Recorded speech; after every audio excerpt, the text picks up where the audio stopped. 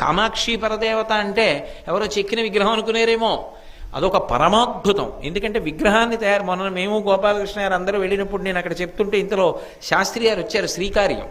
వారిని నేను అడిగాను కూడా, ఏమంటే నీ చెప్పింది సత్యమేనా అంటే, అయ్యో పరమసత్యం అండి అని చెప్పారు చల్లా విశ్వనాథ శాస్త్రి గారు. ఎక్కడైనా దేవాలయంలో విగ్రహం చేస్తే కింద నుంచి రంధ్రం పెట్టి గురుజులోకి దింపుతారు, విగ్రహం కదలదిహ. ఒక్క కంచిలో ఉన్నటువంటి కామాక్షి పరదేవత విగ్రహం మాత్రం దేనికి అంటుకుని నిలబడదు. దానికి కింద ఆధారపీఠం లేదు.